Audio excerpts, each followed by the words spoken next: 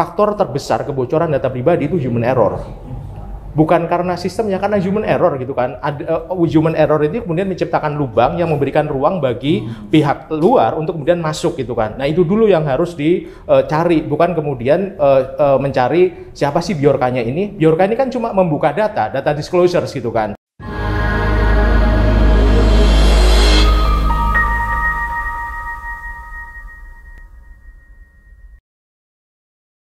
Rekan RKN dimanapun Anda berada, kembali lagi kita bertemu lagi dalam acara diskusi Titik Temu. Diskusi ini merupakan program akhir pekan RKN dan kali ini kita mengangkat topik yang lagi hangat saat ini, yaitu data pribadi yang bocor lagi. Baru saja kita mengalami kebocoran lagi, tapi konon ini dilakukan oleh seorang hacker, gitu. Dan ini sebetulnya kan bukan fenomena khas Indonesia. Ya, saya kira ini fenomena global. Negara yang sudah canggih sekalipun juga mengalami hal yang serupa. Nah, saya ingin ke ini dulu, ke Mas Wahyu dulu deh. Ini fenomena yang terakhir ini di mana hacker menjebol data pribadi itu sebetulnya dari sisi ini keamanan cyber itu gimana sih, Mas? Ya, ini kan sebenarnya satu peristiwa atau insiden yang berulang ya. Jadi kan semenjak pandemi COVID-19 itu kan ada beberapa kali kasus kebocoran data pribadi, dan dari berbagai dugaan itu kan dikatakan bahwa kebocoran itu terjadi karena peretasan, karena hacking. Cuma yang jadi persoalan adalah dari berbagai kasus yang terjadi sepanjang 2020, 2021, 2022 itu tidak pernah ada proses investigasi untuk kemudian menentukan kebocorannya ini karena apa. Karena human error dari si pengendali datanya, dari si pemroses datanya, atau memang karena ada serangan dari luar dalam bentuk peretasan yang kemudian berakibat pada kebocoran data. Jadi misalnya kalau kita identifikasi sebelum kebocoran data registrasi SIM card, sebelum kebocoran data KPU, itu kan ada kebocoran data Mabes Polri. Itu kan peretasan juga. Harus kita ingat tahun lalu. Lalu kemudian ada kebocoran data KPAI. Itu kan juga dari peretasan. BSSN sendiri itu pernah diretas. Untung BSSN nggak ngelola data pribadi, sehingga kemudian ya hasilnya cuma websitenya diretas, tapi kemudian tidak bisa mendisclosure data. Tapi kemudian juga misalnya Setnek itu kan juga diretas, Pertamina juga diretas gitu kan, dan kemudian ada beberapa kebocoran. Nah, cuma tadi hanya dikatakan ada dugaan peretasan, tidak pernah ada proses investigasi untuk kemudian menentukan bahwa betul diretas dan kemudian peretasnya siapa dan kemudian motifnya apa bisa diketahui. Kalau sekarang kan kita hanya menduga-duga nih, ini ada motif politik, ada motif semata-mata ekonomi mencari keuntungan gitu dengan menjual beli data, atau kemudian eksistensi saja. Ini orang gaya-gayaan gitu kan, masuk pengen terkenal dan seterusnya coba-coba gitu aja kan. gitu ya. Nah ini kan karena tadi kembali lagi tidak pernah ada proses investigasi yang tuntas, yang akuntabel, jadi ya terus-menerus berulang. Kebetulan hari ini datanya itu lebih besar ya, datasetnya itu lebih besar. Yang kedua adalah yang diungkap, yang didoxing ini data-data pejabat publik. Kalau sebelumnya kan mungkin orang bawah gitu kan, ada beberapa perwira Polri yang waktu itu didoxing juga dari data-data yang di disclosures. Nah hari ini kebetulan ada menteri, ada dirjen, ada segala macam politisi itu di doxing ke publik, sehingga kemudian sorotannya juga lebih besar. Meskipun lagi-lagi sebenarnya dalam konteks hari ini ketika data-data publik dari pejabat publik itu diungkap, ini juga ada satu perdebatan ya, di mana kemudian sebagian data pribadi dari pejabat publik itu kan sebenarnya informasi publik ya. Karena kan publik juga ingin mengetahui dan dia punya akses atas data-data tersebut. Jadi orang-orang ini kan bisa dikualifikasikan sebagai istilahnya people with public interest. Orang ini mendapat interest yang besar dari publik. Jadi sebagian data pribadinya itu sudah menjadi bagian dari data publik sebenarnya gitu kan. Dia siapa, alamatnya di mana, lalu kemudian LHKPN-nya berapa, itu sudah bisa diketahui gitu kan kira-kira. Cuma ya karena tadi kita belum punya satu tata kelola yang baik, ekosistem yang baik, sehingga kemudian ya penanganannya juga kurang optimal gitu. Oh, nah tapi memang begini, di era digital seperti ini, di dunia cyber itu memang ada yang data yang dirahasiakan. Konon katanya di era seperti ini nggak ada lagi data yang dirahasiakan. Nah ini yang harus kita pastikan dulu. Jadi konsep perlindungan data pribadi itu berbeda dengan konsep kerahasiaan data. Ini satu hal ya. Meskipun salah satu prinsip perlindungan data pribadi itu kan integritas dan kerahasiaan. Tapi kita sedang tidak bicara tentang kerahasiaan. Kita bicara tentang bagaimana subjek data kita ya sebagai warga negara gitu kan, subjek data ini bisa mengontrol data pribadi kita gitu kan. Oleh siapapun data pribadi itu diproses, dimanapun data pribadi itu diproses gitu kan. Karena data itu kan melekat pada diri kita, dan data itu akan digunakan untuk mengambil keputusan tentang diri kita sampai kapanpun gitu kan. Itulah kemudian hari ini definisi tentang kedaulatan data, data sovereignty itu kan dimaknai sebagai self determination dari subjek data untuk bisa mengontrol, menguasai data pribadinya gitu kan. Data itu tidak bisa diperjualbelikan gitu kan, karena data itu melekat sepanjang hidup pada si subjek data tadi gitu kan. Nah, itu konsepnya sebenarnya. Nah, kerahasiaan itu hanya satu aspek dalam konteks penerapan sistem keamanan ketika data itu diproses oleh pengendali data gitu kan. Jadi salah satu kewajiban dari pengendali data itu kan menerapkan sistem keamanan yang kuat. Cara menerapkan sistem keamanan yang kuat itu adalah dengan misalnya pseudonimitas dalam pemrosesan, anonimisasi dalam pemrosesan, dienkripsi ketika disimpan. Itu yang kemudian sebenarnya dalam konteks institusi pemerintah seperti Kominfo ataupun kemudian kementerian lain itu sudah ada aturannya. Ada Perpres 95 tahun 2018 tentang sistem pemerintahan berbasis elektronik SPBE. Di situ detail bagaimana sih seharusnya audit keamanan dilakukan dan seterusnya gitu kan. Nah, kebocoran ini membuktikan bahwa aturan yang sudah diciptakan sendiri oleh pemerintah yaitu belum diterapkan dengan konsisten pada Oh gitu ya. Nah, itu tadi.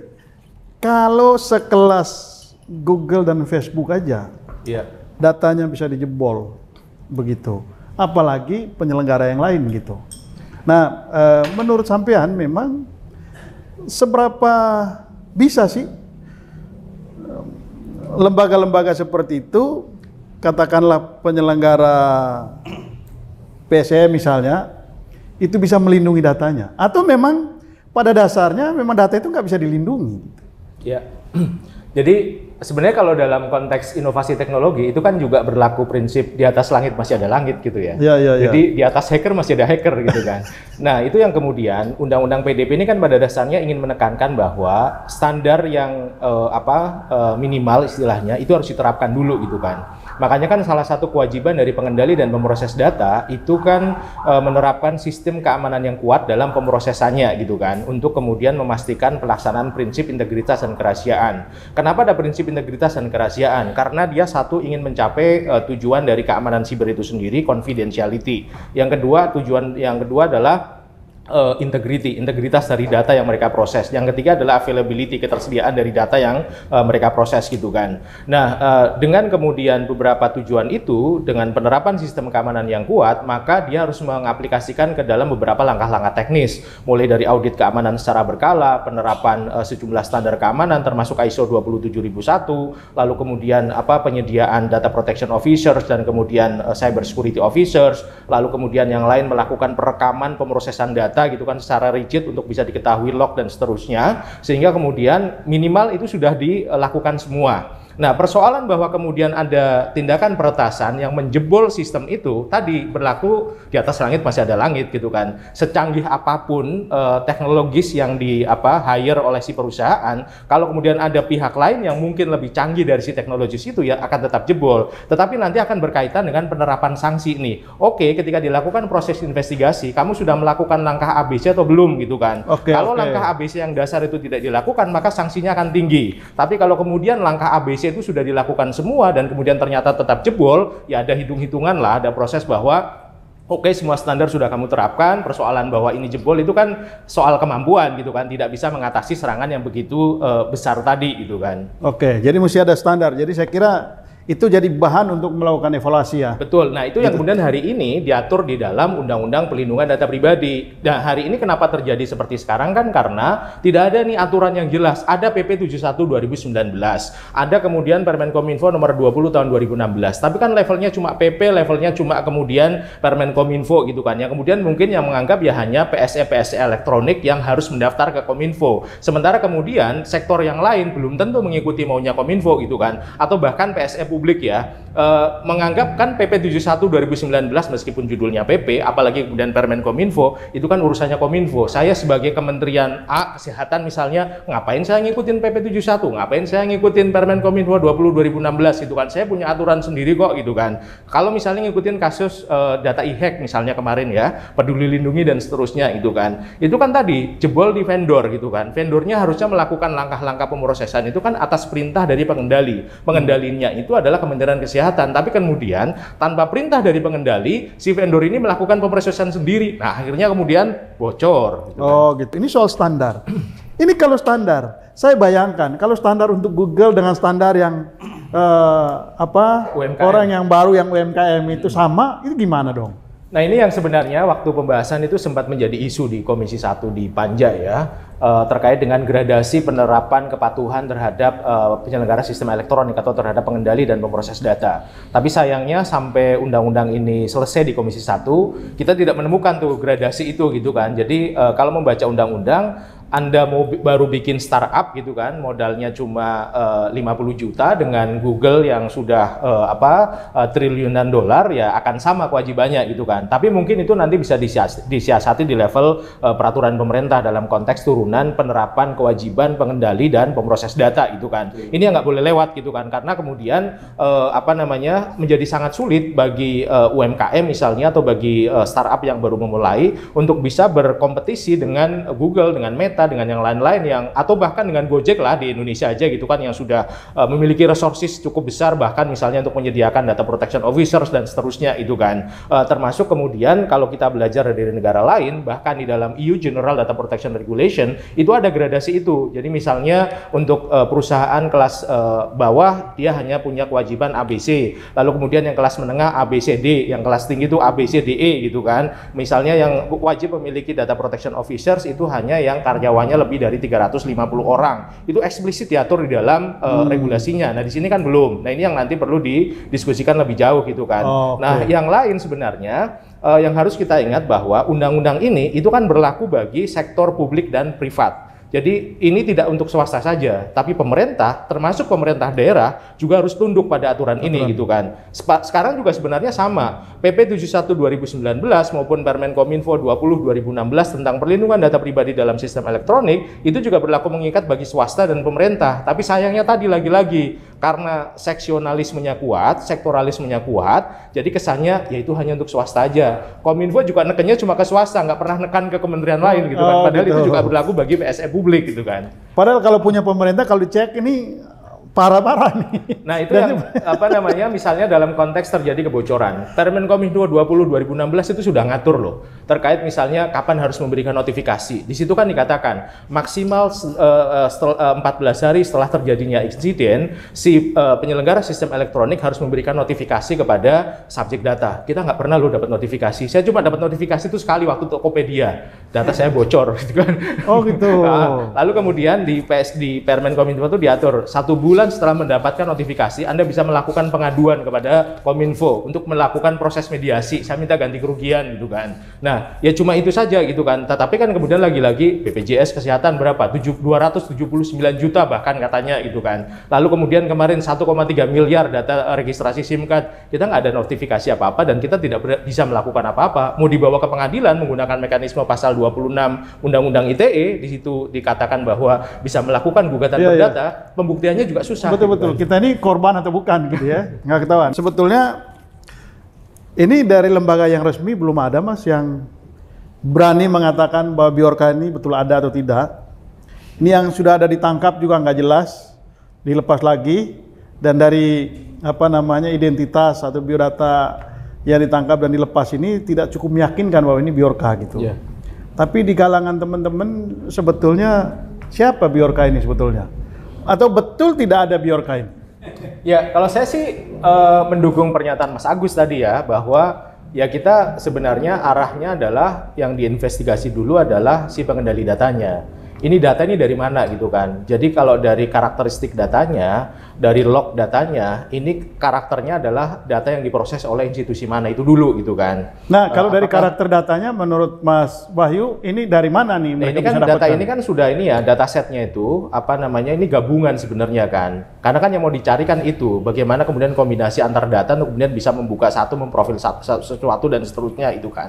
Nah, dari situ kemudian setelah diketahui karakter datanya, log datanya, baru kemudian akan diidentifikasi kok ini bisa keluar dari tempat pemrosesan ini gitu kan, dari sistem pemrosesan ini, itu karena apa gitu kan. Apakah karena tadi betul ada peretasan, atau kemudian ya memang tadi kembali lagi human error di dalam pemrosesan itu. Jadi kan begini, sepanjang pandemi COVID-19 ini kan banyak orang yang bawa pulang laptop kantor. Bawa pulang laptop kantor, dia mungkin menggunakan koneksi yang nggak secure gitu kan. Harusnya dia hanya bisa dibuka dalam IP statis di kantornya, tiba-tiba dia menggunakan IP dynamic yang ada di rumahnya dan seterusnya, kemudian diterobos dan seterusnya itu kan. Tapi kan ini nggak pernah kemudian tadi kembali lagi diinvestigasi secara betul gitu kan. Apa penyebabnya gitu kan. Jadi dari banyak survei termasuk yang dilakukan misalnya oleh IT Governance atau kemudian oleh Kaspersky sendiri, faktor terbesar kebocoran data pribadi itu human error. Bukan karena sistemnya, karena human error gitu kan. Human error itu kemudian menciptakan lubang yang memberikan ruang bagi pihak luar untuk kemudian masuk gitu kan. Nah, itu dulu yang harus dicari, bukan kemudian mencari siapa sih Bjorka-nya ini. Bjorka ini kan cuma membuka data disclosures gitu kan. Kita kan tidak pernah tahu bahwa apakah betul dia itu memang mendapatkan data dari pengendali data tertentu gitu kan. Ini kan kesannya bahwa ini bukan sedang mencari peretas pada dasarnya dilakukan oleh pemerintah, mencari broker data, ini mencari penjual data. Ini kan istilahnya kayak dia jualan gitu kan, datanya keluar. Jadi, dan seterusnya itu. Tapi kan hari ini kita belum bisa menemukan sumber datanya ini mana gitu. Nah, itu dia, karena tidak ada yang melakukan investigasi dengan tepat gitu kan. Jadi kan gini ya, sebenarnya kalau bicara soal PP 71 2019, tadi kembali lagi saya bicara Permen Kominfo 20 2016, hari ini existing regulation hari ini yang bertindak sebagai otoritas perlindungan data itu kan Kominfo. BSSN itu posisinya adalah sebagai koordinator keamanan siber, termasuk memastikan sistem keamanan siber dari seluruh institusi pemerintah. Itulah kenapa kemudian Perpres 95 2018 turunannya adalah peraturan BSSN nomor 4 tahun 2021 tentang apa implementasi dari Perpres, yang itu isinya adalah detail teknis tentang langkah-langkah keamanan yang harus dilakukan oleh institusi pemerintah terkait dengan sistem elektronik yang mereka kelola. Persoalannya adalah ini BSSN sudah sempat datang ke tiap-tiap kementerian atau belum mengecek kira-kira security sistemnya itu kayak apa gitu kan. Jangan-jangan belum gitu kan. Nah, ini yang kemudian lagi-lagi karena pemerintah menangani pemerintah sendiri, ketika akan melakukan proses investigasi juga maju mundur. Bisa nggak sih saya investigasi kementerian ini gitu kan sama-sama kementerian gitu kan. Bisa nggak sih? Apalagi kan kemudian BSSN kan seringkali begini. Ini gara-gara sektoralisme tadi ya. BSSN ini kan hanya satu lembaga yang dibentuk menggunakan Perpres. Jadi seringkali ego soal saya kan dibentuk undang-undang, kamu kan cuma Perpres gitu kan. Ngapain kamu datang minta koordinasi dengan saya dan kemudian mengundang saya koordinasi? Saya nggak mau, saya levelnya lebih tinggi dari Anda gitu kan. Itu kan lumrah di Indonesia begitu kan. Itulah kenapa kemudian ya mungkin institusi keamanan siber baru akan bisa diakui dan bisa melakukan koordinasi ya tadi kalau misalnya ada undang-undang keamanan siber. Jadi sepanjang ya bahwa hari ini BSSN hanya diatur menggunakan Perpres, meskipun secara hukum administrasi negara bahwa ketika BSSN meminta koordinasi Anda harus datang, fakta politiknya tidak gitu kan. Ini sebetulnya masih menarik dan masih banyak yang bisa kita diskusikan. Tapi ini di segmen terakhir ini saya pengen pengen gali apa sih pelajaran penting dari kasus Bjorka, kebocoran data ini untuk kita ke depan. Lalu kemudian ini sebentar lagi kan kita Indonesia akan masuk ke tahun politik, 2024 kita akan ada ini. Kalau kita kaitkan ke tahun politik, sebetulnya ini urusan kebocoran-kebocoran ini bisa berbahaya nggak di tahun politik? Saya ke Mas Wahyu dulu deh. Ya, jadi kan dari pengalaman pertama kan yang paling heboh itu pemilu presiden Amerika ya. Betul. Karena ada Cambridge Analytica dan di situ jelas bahwa ya kenapa ada political micro targeting, kenapa kemudian iklan kampanye politik itu bisa disasar ke tiap-tiap individu dengan konten yang berbeda-beda, itu karena ada kebocoran data. Data itu dikumpulkan oleh data broker dan kemudian dipakai oleh Cambridge Analytica gitu kan. Itu yang terjadi dan itu kan kemudian marak di dalam pemilu-pemilu berikutnya gitu kan. Bahkan di pemilu Indonesia 2019 penggunaan political micro-targeting yang berbasis data itu kan sudah mulai. Ketua Umum Golkar bahkan mengatakan ini pemilu big data gitu kan, itu 2019.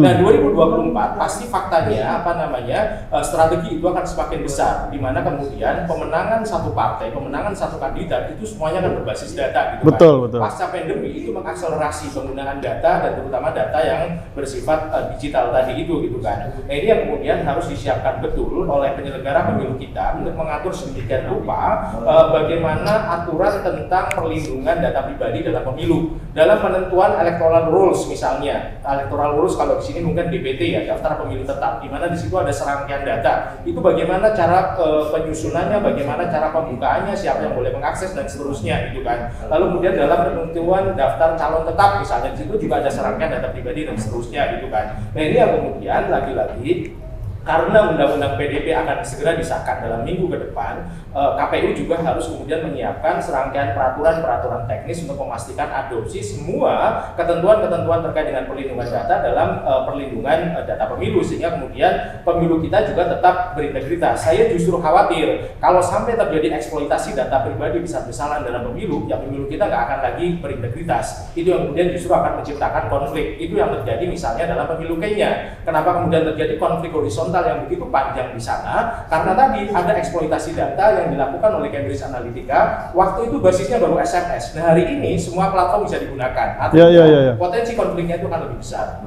Oke, ini saya masih punya waktu beberapa menit. Di saat terakhir saya pengen minta komentar. Hacker itu kan menurut saya ya, hacker itu anak-anak jenius yang punya kemampuan luar biasa. Jenius dan persisten ya. Ya. Dan bagaimana sebaiknya memperlakukan hacker ini? Kalau misalnya Indonesia ini punya hacker, bagaimana memperlakukan mereka? Karena mereka ini bisa jadi kekuatan utama bangsa ini loh untuk menghadapi pertarungan global nanti. Tergantung perlakuannya seperti apa gitu. Nah, menurut sampean sebagai jangan-jangan hacker juga, bagaimana memperlakukan hacker ini sebetulnya? Saya ini ahli kebijakan bukan ahli keamanan ya. Jadi ya kita sebenarnya kan punya banyak pengalaman, misalnya ketika konflik Indonesia Australia, ketika ada isu surveillance terhadap nomor Presiden SBY pada waktu itu kan kemudian bentuknya adalah perang cyber sebenarnya antara hacker Indonesia dengan hacker Australia, dan itu tanpa kendali. Itu bergerak sendiri dengan inisiatif sendiri, mereka menyerang situs-situs Australia dan seterusnya. Atau kemudian ketika kita konflik si Badan Ligitan, meskipun kita harus akui kalah pada saat itu dengan Malaysia. Jadi kenapa konflik si Badan Ligitan kita akhirnya harus melepas? Salah satunya tadi di dimensi sibernya kita kurang pada saat itu gitu kan. Nah ini yang kemudian hari ini pemerintah kan sudah punya program ya, digital talent dan sebagainya. Itu sebenarnya bisa digunakan sebagai ruang untuk memfasilitasi mereka ini akan kemana dan kemudian akan diberdayakan seperti apa gitu kan. Nah lagi-lagi kemudian strategi transformasi digital, strategi yang terkait dengan kebijakan digital, termasuk kemudian mengakomodasi digital talent ini menjadi sangat penting, dan itu mestinya tidak hanya menjadi pekerjaan dari satu kementerian Kominfo, tapi bagaimana kemudian ini menjadi satu strategi nasional yang berlaku bagi semua kementerian lembaga termasuk stakeholders yang lain. Karena dalam konteks internet, keamanan siber dan seterusnya, dalam konteks digital, pelaku utamanya itu nggak cuma pemerintah, tapi ini adalah sebagai sebuah ruang bersama berbasis multi stakeholder, karena ini mengacu juga pada karakteristik unik dari internet yang memang manajemennya terdistribusikan. Ya, diskusi kita ini sangat menarik. Jadi waktu juga yang akhirnya membatasi kita untuk mengakhiri diskusi kita kali ini. Karena itu acara diskusi akhir pekan titik temu kita akhiri dulu sampai saat ini. Saya Sebastian Salang bersama produser Edi Koko, tim teknis Philip, Chris, dan Gading mengucapkan terima kasih, dan kita akan ketemu lagi dalam diskusi titik temu pekan berikutnya yang lebih menarik lagi. Selamat sore.